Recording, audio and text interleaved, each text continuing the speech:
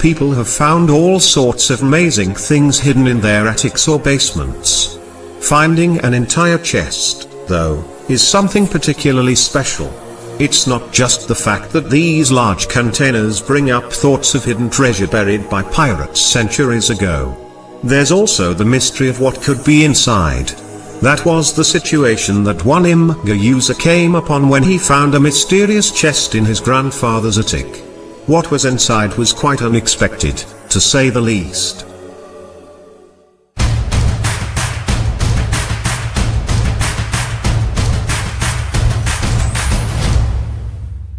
On one otherwise ordinary, rainy day, an Imgur user named John was in his grandfather's attic helping his parents clear out some junk.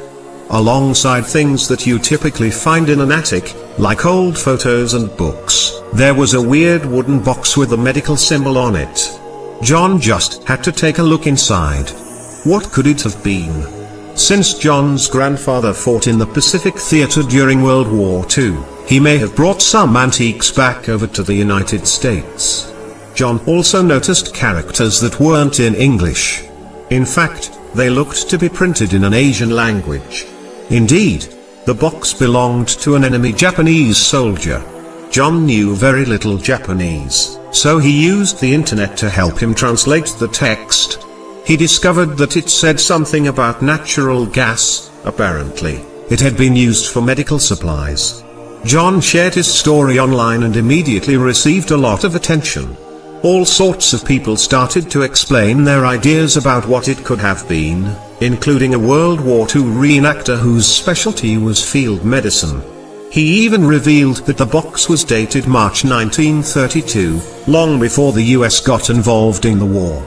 Even Japan didn't start participating in World War II until September 1940.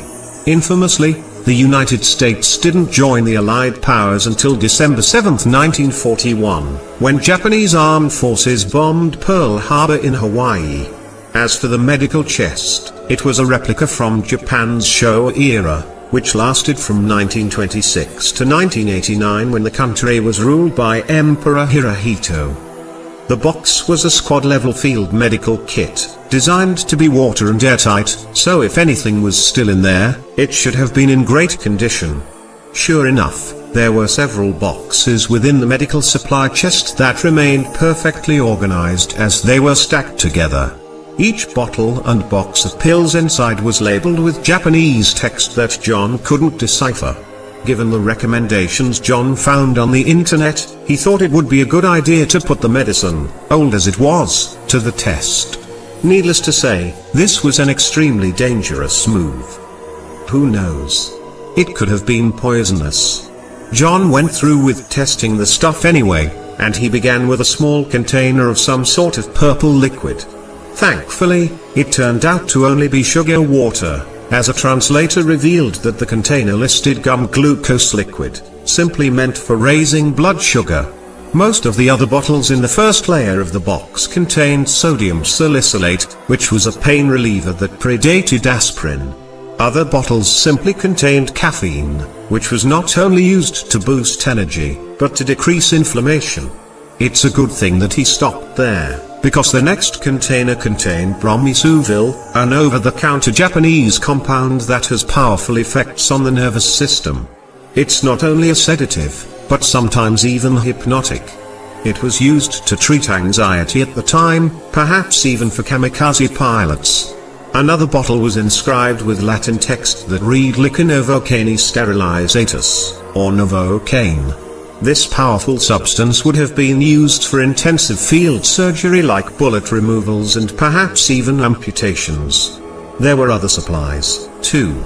There was a flashlight that would have come in handy for field medics, but by the time John found it, he had to handle it with gloves, as the batteries leaked acid. There was also medical carbon, a mask, and even 2 small kerosene bottles in the bottom layer of the chest.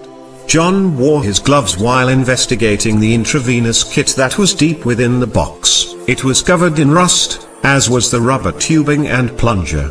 There was also a small box in the mix, which contained something similar to adrenaline. The box was labeled digitaminum, and it contained a medicine called digitalis, which is extracted from foxglove flowers and dates back to the 1700s. It was used to treat arrhythmia, unusual heartbeats, and other heart issues. Of course, interest in the chest eventually started to fade away.